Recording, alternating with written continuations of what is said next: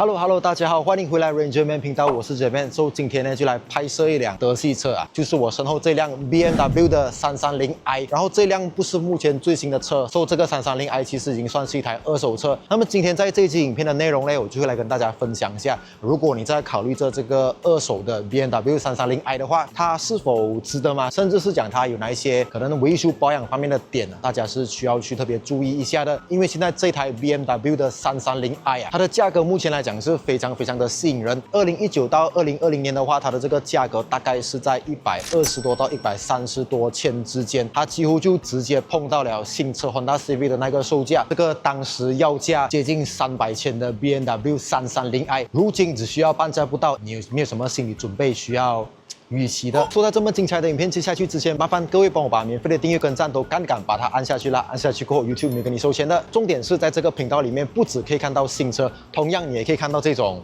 我个人觉得很有性价比的二手车啦。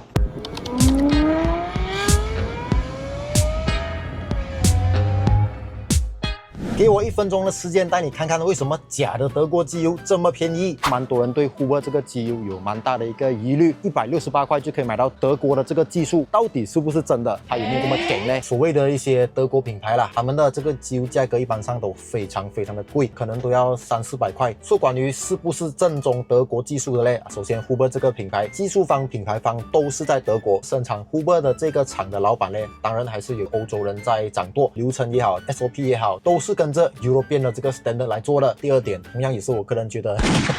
真的不太行的，就是这个包装方面，这个桶应该你会在某些比较普通的机油身上看过，就不是橙色，可能是别的颜色啦。讲说会用上这个瓶子，主要就是因为这个瓶子它是在马来西亚市场啦，经过了非常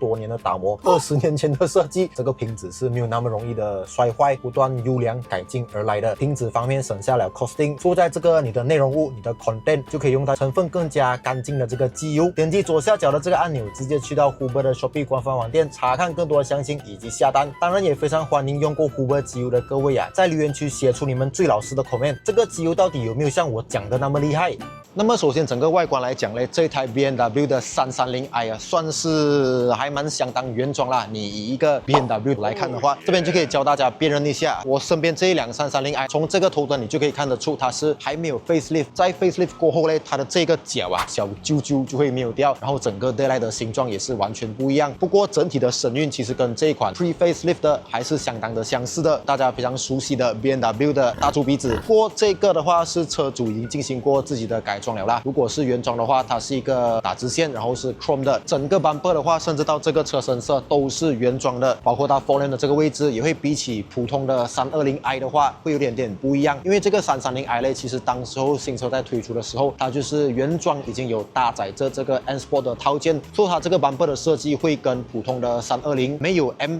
会有一点的不一样啦。不过这个 front lip 的话，就可以看到是同样车主自己进行过一个升级以及加装。原装我没有记错的话，就算到了 M Sport 应该也都是没有这个 front lip 的。那么就这个外形来讲不知道各位会比较喜欢这个 G 世代G20 的 BMW， 还是讲你会比较喜欢 F 世代的 BMW？ 其实你要讲 F 世代的话，它的那整个外形来讲也不太会过时，整体也都是还相当的好看的。不过这个 G20 呢，在我真正看了实车近距离跟它接触过后，我觉得其实倒也不错的，还是一个相当有辨识度的 BMW 啦。直到真的是最近就是 BMW 的 i3。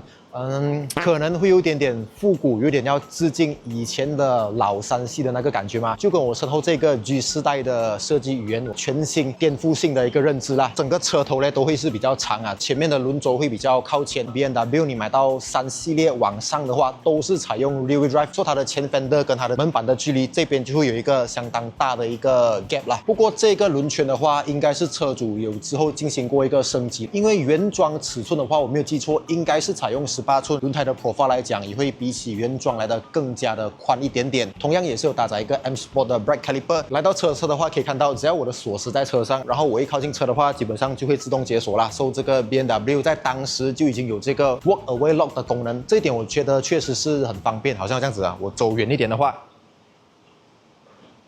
就可以看到车会自己锁门啦。这边不懂会不会有人像我一样啦？每次不记得自己到底有没有锁车，所以只要有这个功能的话，锁匙在你的身上，只要你一离开车，180%它都是锁了的啦，除非可能你的车电池不够电。整个车侧可以看到这个330i 看起来是还蛮修长的，因为如果你用轴距来论 segment 的话，其实这个3系列有达到 D segment sedan车的一个水平。其实我觉得它整体会更像 C segment 啦，这个等下进入到内装再来跟大家分享一下。车尾部分的话，可以看到这个后面的轮胎会更加宽，宽度来到255、35、19寸。如果是前轮的话，就是245。前轮刚刚我没有跟大家讲到啊，如果我没有记错的话，原装应该是给你235、18的一个尺寸，车主在前后轮都做了更加好的这个 fitment， 整体看起来确实是更加好看。然后这个车身高度方面，同样也可以看到车主是有进行过降低，不过其实原装的330i 是已经带有这个 Sport Suspension 多了这个 M Sport 的套装嘛，所以它的车身高度首先就会比普通的320i 来的低一点点。再来悬吊表现方面，其实也会更加硬少许。车尾的话可以看到，同样这个灯组啊，非常的 Honda City。那么灯具这些当然都是福利 LED 啦，毕竟一台德系车就算是一个5年前的德系车，这些都已经是标准配备。这个小 spoiler 我相信是原装 M Sport 配有的。整个车尾来讲，我觉得还算是很饱满啊。在 bumper 部分的话，可以看到，首先下面有这些 splitter， 这些同样是原装的 M Sport 套件带有的。然后这边同样是带有这个小的出风口，这个东西我觉得就给我感觉还蛮 AMG 的啦。然后重点是 exhaust 方面，车主也是有改装过，所以其实整体的声浪来讲会更加的爽一点点。Interior 方面的话，简单带过就好了。整体的这个设计就很 BMW， 它不会有像 Benz 那么 luxury 的一个氛围。不过这些 digital meter 所有的这些配置，你所想得到的330i 的身上都有搭载上，甚至包括到这个氛围灯啊，当时候的德系车就已经玩到神出入化了，神入出化。至于这个座椅的话，其实是真的非常非常的硬又矮啊，这个就很符合 BM 一路以来的调性啦，甚至到这个皮革的材质啊，都是很 BMW 啦。BM 的皮啊，我不懂怎么它就是会比较粗一点、比较硬一点的那个手感啊。这个如果你有接触过比较老的 BM， 包括到 F 系列再往上的话，你都可以 feel 得出的。BM 的皮哦，你跟别的 brand 啊，其实是有一个蛮大的差别的。然后 BM 的皮啊，很神奇的，是真的有自己的一个味道的。这个我就不懂有没有什么讲究啦。如果有知道的人，或者是讲资深的密码宝马分析知道的话，都可以跟我分享一下。然后这个挡把的话，同样是 BM 家的这个鸡腿挡把，经过了很多代的这个演变啦。而且重点是啊，它的这个换挡方式，它不是这样子一下一下，它是可以直接1、2，它是有2个 step 的。所以如果你是要进低档的话，就还蛮方便的啊。然后这个是 BMW 车主的第一视角，给大家体验一下。那么这个 pedal shift 同样是少不了的。再来这个 meter 可以看到，因为是带有 M Sport 套装，所以这个 digital meter 的这个 M 标啊，这些整个 layout 来讲啊，也会跟普通的320有一点点的不一样。后座的这个乘坐空间来讲讲真的就很不 D segment 啦。大家可以看到头部空间也好，甚至是我的腿部空间，其实现在都相当的局促，座椅也确实是偏硬啊。你要讲舒适性的话，我觉得330i 确实是比较欠缺一点，可能你要上到5系列才会有更好的这个乘客友好。不过同样因为这个330i 是一个后驱车型，所以它的这个轮拱拱起来的位置确实是蛮高的，这一段是给它的 long shaft 吃掉了啦。所以无论是到后座甚至到前座 center console 的部分呢，主驾或者副驾，你的这个大腿的空间啊，这里都会被吃掉蛮多的。这个就是你要买 BM 你的一个心理预期啦。空间表现方面可能会没有如它的数值上面那么好。再来到引擎部分的话，相信也是大家会对于330i 非常关心的一部分。330i 所搭载的 engine 就是 BMW， 甚至是讲广泛用到 Mini 家族的一台 B48 的 engine， 它是一个 2.0 的 turbo， 然后可能你会看到 engine 盖写着 Twin Power Turbo， 不过其实它并不是 Twin Turbo， 它的意思就是 Twin Scroll Turbo， 双涡流增压的涡轮增压引擎。然后现在的330i 也不像以前的会给你6缸，因为这个 B48 它是一台4缸机，所以这个 engine 不只是用在 Mini 的可能 Cooper S， 甚至到 Mini 的 JCW， 普通版的320i 也都是用这 B48， 不过这个330i 的 B48 是有经过更加 aggressive 的一个调教。马力方面的话是来到258 HP， 扭力方面的话是高达400个 Nm 的torque， 把这样子的动力都输出去后轮的话，其实是一个相当可观也相当可怖。那么这个 B48 的 engine 呢是没有错，虽然它有一个非常恐怖的输出，不过它就有一些通病需要大家去注意一下。那么这些德系车啦，包括 BM， 包括到 Mercedes， 他们普遍的这个 engine 温度都会比较高，因为他们都是尽量把这个 engine 进去逼到极限，压榨出更多的马力，机油温度也好，水温都好，都是大家要去注意的。然后这个 B48它的水败这些会采用一个 plastic 的材质，这些你就要把它当做 wear and tear 啦，不只是水败，其实它还有一些周边的零件，其实都蛮多会用上 plastic， 久了热了它会裂、会氧化等等，导致你有漏水的问题出现。这个水温的话，我相信在用这 B48 engine 的车主们应该都会有所了解啦。据我所知呢，这个330i 身上用的 B48应该算是一个所谓的后期版本，就在漏水方面，据说是有做了一点的补强啊，这个我就还不太确定啊。有更资深专门修 BM 的朋友们啊，都可以同样让我知道一下。再来就是这个漏油的问题啦 ，BM 也好 ，Mercedes 也好，这种德系车、鬼佬车啦，都会有这些小毛病的出现。那么这个漏油方面的话，如果你是车主，你想要自己发掘的话，其实在 engine 上面就可以看得出了，它就是那个 valve cover gasket。这个 valve cover gasket 其实不只是在所谓的 BMW 啦，包括到很 common 的车，其实都会有这个 valve cover gasket 老化、漏油的现象出现，因为它就是一个橡胶零件，所以肯定都是有这个使用寿命的，不管什么车都需要去注意一下。只是讲说这个 BMW 可能它的漏油的问题会比较早出现而已啦。那么接下来就来试驾一下这个330i 啊，真的是第一印象啊，就如大家画面上所见啦，它的这个 suspension 的部分确实是比较硬，不过在车脚部分的话，我就不太确定车主有没有进行过改装啦。说如果你是讲以原装车的角度来讲的话，这样子的这个悬吊表现真的还蛮硬的。再来的话，这个座子啊，其实也是我蛮喜欢 BM 的一点，就是它的椅子可以下到很低，真的是很低啊。这个是我所试到的任何一台日系车也好，中系品牌也好，都给不到我这样子的这个座子啦。你就可以用你的屁股去 feel 一些地面上的资讯。那么现在我稍微的加速一下啊。可以看到这个是很轻点油门的状态，都可以有这样子的这个表现啊。这个330i 啊，虽然它已经不像以前这样是一个 inline six， 不是直列6缸的引擎，不过同样这个 B48经过调教过后，它的潜力其实还是相当的可怕的。包括到这个刹车表现方面，觉得也是蛮 OK 啦，来到很及时也很线性、完全安静的状态之下。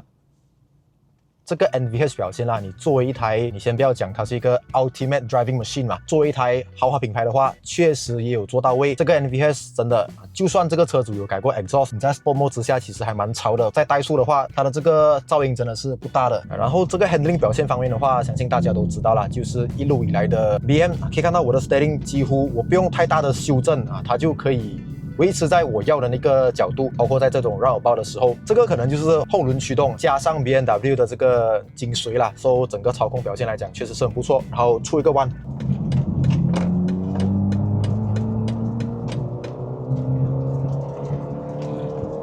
这个加速表现确实是很可怖一下，可怕又恐怖。因为有些车哦，它会给你很快的加速，不过这个 handling 车脚就没有跟上来。那么来到 G20 的身上呢，我觉得它都是一个配备啦，所有东西都有做好，你有很快的加速，这个 suspension 跟得上 ，brake 的感觉也跟得上，这些我觉得都是连贯的啦，缺一不可。再来就是这个座椅的包覆性真的是非常的强啊，左右的隆起大家可以看到 gap 到我非常紧，然后也真的很硬一下。然后因为330i 用的是一个 ZF 的 8AT， 所以在这个换挡表现方面，响应啊很快的，这个响应是快到我觉得它很接近 DCT 的感觉啦。荧幕里面你也可以通过这个驾驶模式的切换来做到调整，包括到引擎你可以选择 Sport 的 Engine、Sport 的 Suspension、Steering Feedback 你也可以选择 Sport 的，可玩性来讲就还蛮大。不过比较可惜的就是这个330i 它没有一个我们讲的主动式的 Suspension， 所以你无法在车脚方面把它变更软或者变更硬啦。好像这个330i 啊，可能是我的驾驶习惯我还没有适应它，你在这种比较慢速蠕行的时候，速度大概是30 km/h 以下的时候，即使我只是在 normal mode 而已，它都给到我一种感觉，就是它在挑逗我啊，它要我去吹它的那个 feeling 啦。来空旷的道路，我来试下一脚地板油。